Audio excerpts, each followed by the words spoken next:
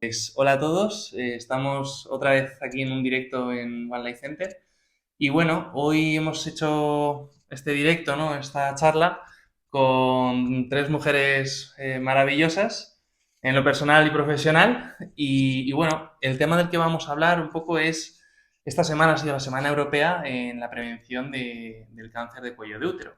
Entonces, tenemos aquí, cada una de estas mujeres es una especialidad distinta. Tenemos a la doctora Elena Puertas, que es oncóloga, especialista oncóloga.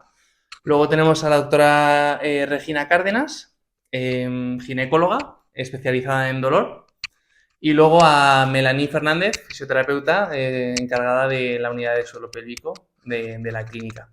Entonces, bueno, sabemos que hoy en día el cáncer es un tema que se habla mucho también y que se escucha mucho, yo creo, y hay que saber qué leer y qué escuchar. Entonces, mi primera pregunta va para ti, Elena.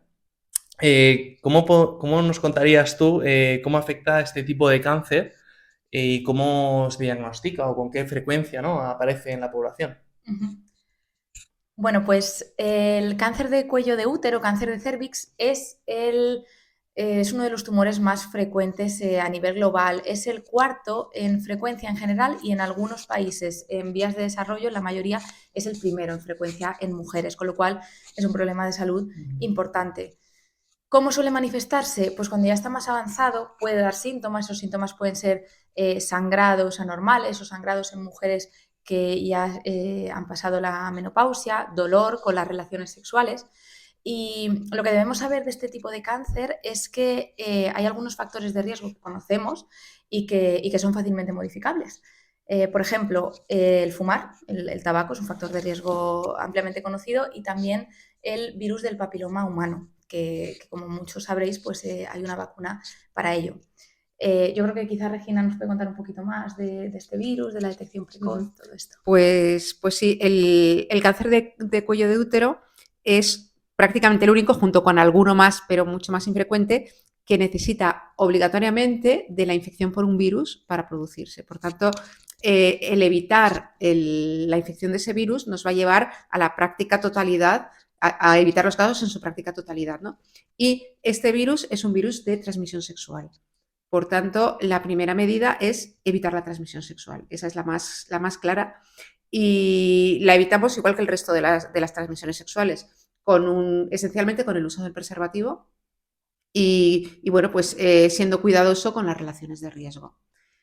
Respecto a la vacuna, es uno pues de los grandes avances y bueno, que desgraciadamente no está disponible en todos los ámbitos, pero en el nuestro sí, y ha venido claramente a disminuir la incidencia de los virus de más riesgo.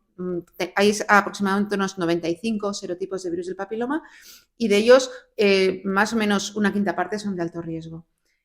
¿Cuál es? Bueno, uno de los problemas que tenemos con la vacuna es que la gente tiene una percepción un poco distorsionada de que el hecho de vacunarse de la vacuna del papiloma les va a evitar cualquier tipo de transmisión del virus del papiloma, y no es cierto. La que se está poniendo ahora en el calendario vacunal cubre solo 2 virus de los 90, hay una nueva que cubre 9 virus, pero con todo nos va a disminuir la posibilidad de los serotipos más prevalentes, pero hay que insistir esencialmente en evitar las relaciones de riesgo y en utilizar preservativo.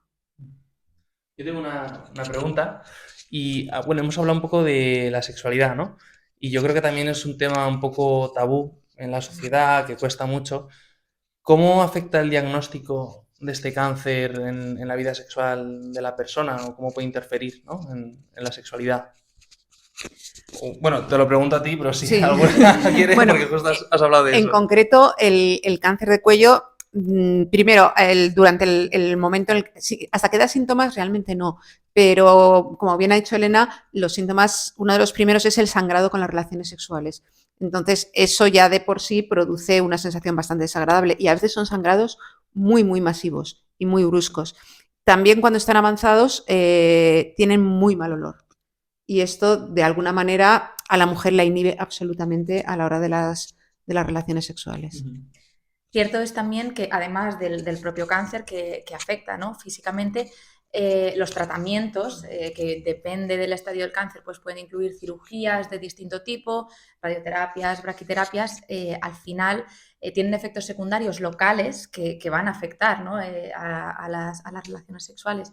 Y por supuesto, sin dejar de lado la parte emocional, no solo el cáncer de cuello de útero, ¿no? De todos los cánceres, que evidentemente va a influir en la sexualidad de las personas. Vale, pues ahora te ha tocado, Melanie. Ahora, por integrar un poco todas las profesionalidades, ¿no? ¿Cómo se ve el abordaje en este tipo de pacientes de cáncer desde el punto de vista de un fisioterapeuta, ¿no? ¿Cómo lo abordarías? Pues bien, nosotras sobre todo abordamos en el tratamiento postquirúrgico para también paliar un poco los efectos secundarios de la cirugía, sobre todo en el caso de la histerectomía, ¿no? Por esa aparición de cicatrices que muchas veces también a nivel del tejido generan fibrosis, dolor, ¿no? Y como bien sabemos, el tratamiento de las cicatrices es fundamental, sobre todo en los cuadros de dolor, ¿no? Y entonces, en este aspecto, desde la fisioterapia del suelo pélvico, intentamos minimizar un poco los efectos secundarios de la cirugía, ¿no? Evitar esas fibrosis, evitar también mucho, a veces, la fibrosis que existe a nivel vaginal o esa, digamos, estenosis que a veces puede producirse por los tratamientos oncológicos, ¿no? Mediante técnicas de terapia manual o incluso el uso de dilatadores, vibradores, ¿no? De cara a que la paciente también pues integre mucho, ¿no? y tenga la región pélvica integrada en su esquema corporal. Una cosa que también vemos que en consulta muchas veces pues la paciente borra un poco, ¿no? Ese área de su esquema, ¿no? A mí me parece muy interesante porque has dicho una pregunta que, bueno, has dicho algo que a mí se me surge una pregunta como para Elena también, de los distintos tipos de cáncer, ¿no? Cómo los distintos tratamientos pueden afectar, ¿no? Dependiendo de qué tratamiento, al cáncer o a las secuelas, digamos, ¿no? Que podemos tener. Bueno, realmente aquí podríamos distinguir dos grandes grupos, ¿no? de afectación del cáncer, de distintos tipos de cáncer en la sexualidad. Por un lado tenemos la afectación local, tanto de los tratamientos como de los tumores, es decir, tumores que afectan pues, a la región genital directamente o al área pélvica, que pues los síntomas que van a producir evidentemente van a dar lugar a una alteración, ¿no? en la esfera sexual. Y por otro lado están las afectaciones globales, las afectaciones sistémicas del resto del cuerpo, que por una cosa o por otra van a influir en la sexualidad. Por ejemplo, cáncer de mama, que es físicamente a veces muy mutilante, pues da lugar a ciertos cambios en la imagen corporal que van a provocar que las pacientes muchas veces pues, no se sientan seguras, no se sientan cómodas, no se reconozcan y esto vaya a afectar, ¿no? a la sexualidad. Y más allá de eso, en cualquier otro tipo de tumor, sea de pulmón, sea digestivo, tratamientos que recibe el paciente, quimioterapia, radioterapia, cirugías, van a dar efectos secundarios desde cansancio, náuseas, vómitos, que van a alterar la calidad de vida de tal manera que inevitablemente pues, van a afectar también a esta esfera, ¿no? Pues luego también, para Regina, en cuanto a la clínica, el día a día, digamos, también en los pacientes que llegan a consulta y te hablan de problemas sexuales, durante el tratamiento o durante el cáncer, ya has hablado antes de olores, de dolor, ¿no? Pero, ¿qué pasa también cuando ya han superado el cáncer? ¿Sigue habiendo ahí secuelas o problemas, no? A ver, en general, durante el proceso de tratamiento, ya sea el posoperatorio o el tratamiento complementario de quimioterapia, de radioterapia, es poco habitual que el paciente consulte por un problema de sexualidad, porque es algo que sale totalmente de su esfera. No es prioritario, ¿no? No es prioritario, claro. no es prioritario en absoluto. O sea, aparte son personas que tienen tal abundancia de citas que generar una cita por eso es muy poco habitual. Y aparte de todo, es decir, no es solo en el caso este de las mujeres, el que no tienen tanto por los efectos sistémicos como locales, en principio deseo o forma parte de sus necesidades, sino que también las parejas se inhiben muchísimo en este sentido. En lo que se refiere al cáncer ginecológico, tremendamente, por la sensación de no hacer daño, no estropear, respetar. Suele ser una actitud no de rechazo, sino de profundo respeto o de miedo. Entonces esto hace que durante el proceso, pero por ejemplo, hay tratamientos como la hormonoterapia secundaria al cáncer de Sí. mama que se van a prolongar muchísimos años, ahora se están prolongando unos 8 años o 10 años y que van a tener una afectación importante de la esfera genital. O sea, uno de los efectos más importantes es que produce una atrofia de toda la mucosa vaginal y eso va a producir una dificultad en principio importante en las relaciones y además en una situación en la que no podemos utilizar ningún tipo de terapia hormonal, ni siquiera local, con lo cual pues el proceso que pasan estas mujeres suele ser, esencialmente es la atrofia vaginal y el dolor por roce y por sequedad. Vale.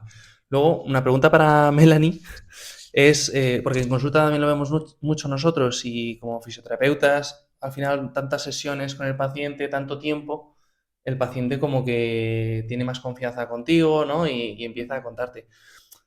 Al final, la clínica, el paciente, ya lo ha dicho un poco Regina, ¿no? Que no le dan tanta importancia a la sexualidad, pero yo creo que también es un pilar, ¿no? Entonces, como que a veces, no sé si es el miedo, el tabú también un poco al no preguntar. Y ya cuando tienen confianza, ¿no? Empiezan a soltarte preguntas y es donde empezamos nosotros a identificar, ¿no? Que hay problemas en la sexualidad, ¿no? Sí, a ver, nosotras realmente cuando vienen ya nosotras, como también ya la unidad es muy específica, ¿no? De fisioterapia de suelo pélvico, a veces no vienen tanto a consulta por problemas a nivel de la sexualidad o disfunciones sexuales, sino también por problemas a lo mejor asociados al proceso, como puede ser una incontinencia urinaria, ¿no?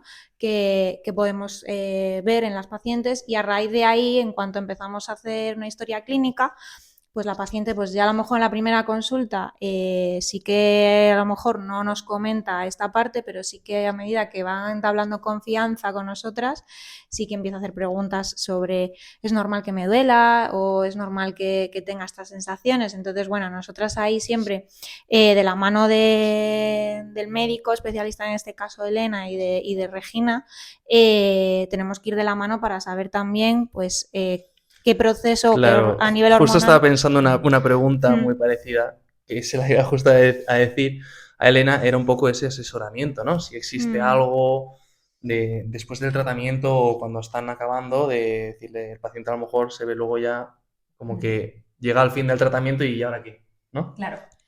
Muchas veces es verdad que esto pasa, es decir, la consulta de oncología, el grueso, que es durante la terapia oncológica, pasa lo que comentaba un poco Regina, ¿no? Se queda absolutamente en un segundo plano la parte sexual, porque es el propio paciente el que no lo necesita, el que no le da importancia, el que ya está muy sobrecargado con todo lo demás.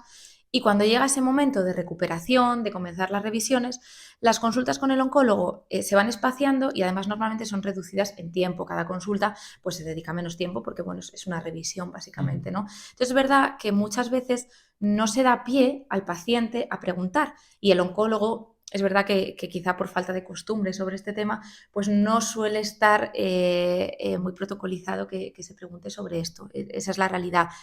Y el paciente no nos solemos encontrar con que lo pregunta. Y muchas veces, incluso si el oncólogo lo pregunta, yo creo que este tema sigue siendo delicado, entonces requiere generar un clima, una confianza, un entorno en el que el paciente se sienta seguro para hablar de ello. O sea, no es una cosa que se pueda preguntar tan rápido como cualquier otro síntoma. Entonces, muchas veces yo creo que ahí el paciente puede sentirse desamparado en la consulta de oncología de forma general. Obviamente, luego cada paciente y cada oncólogo pues tienen sus cosas, ¿no? Pero de forma general puede sentirse un poquito desamparado aquí, sentir que ahí no tiene con quién consultar, ¿no? Que el oncólogo que ha estado muy presente y que ha sido su referente durante todo este proceso, de pronto, pues bueno, se queda corto para ese manejo de síntomas, para todo esto. Entonces es verdad que ahí tienen más a los ginecólogos, pero que no todos son tan especialistas en proceso oncológico ni se atreven muchas veces tanto.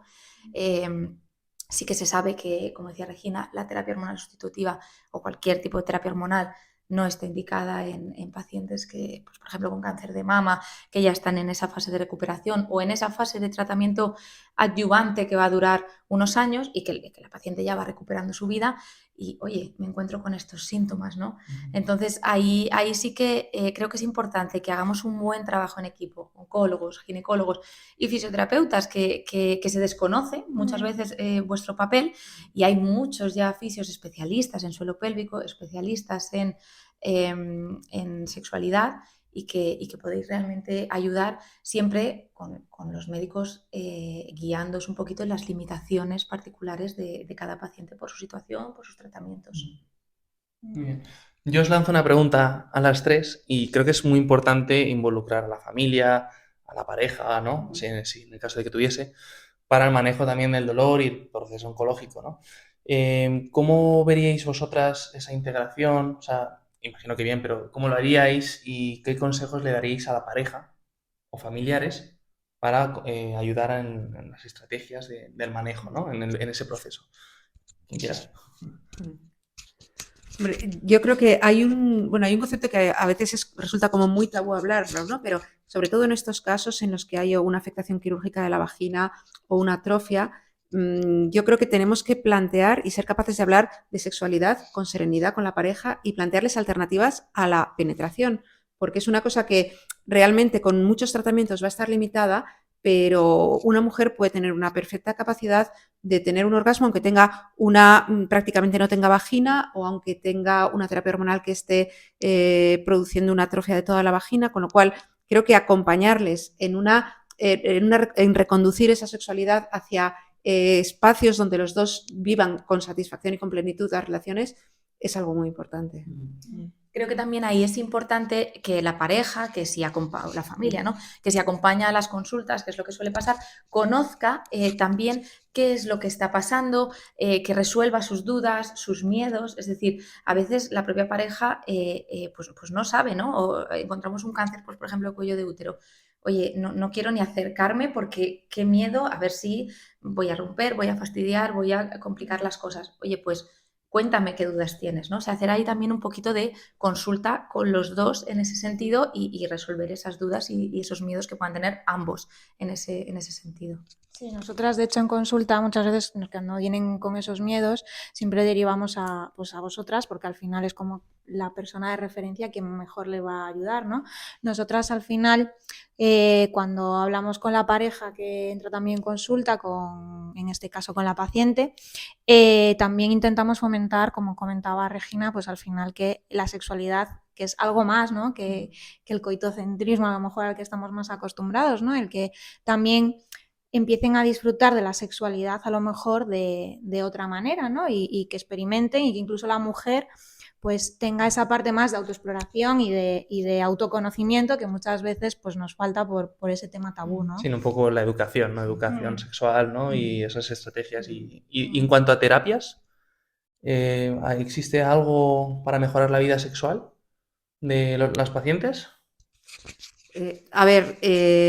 Respecto a la atrofia, por ejemplo, que es una de las cosas más incómodas, el láser de CO2 es de las cosas que está dando buenos resultados y no hay ningún tipo de contraindicación en el caso de terapia adyuvante.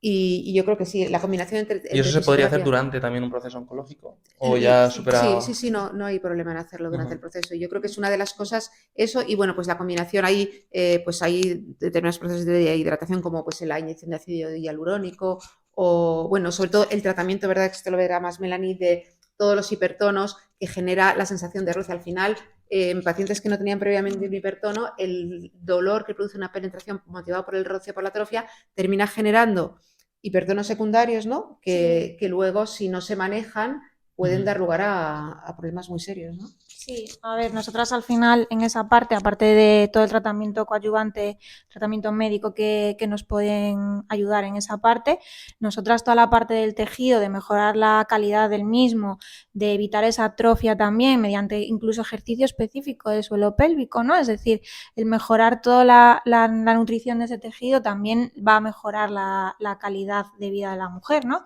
Y sobre todo mejorar la funcionalidad, porque a veces lo que nos encontramos es que ya no solamente va a aparecer un proceso de dolor, sino que van a aparecer otras alteraciones como incluso una incontinencia urinaria, ¿no? O en el caso de a lo mejor un cáncer de cuello de útero, un cáncer de endometrio en el que hacen también una histerectomía, ¿no? A la larga muchas veces nos encontramos que pueden aparecer un prolapso de vejiga o un prolapso de recto. Entonces, ahí sobre todo es la prevención, ¿no? Y el mejorar la funcionalidad de los tejidos, tanto del suelo pélvico como de toda la región lumbopélvica al final. Sí, un poco que añadir a lo que dicen ellas, simplemente que hay que tener en cuenta que muchas veces ahí las pacientes no lo saben, hay mucho miedo en general en toda la comunidad sanitaria.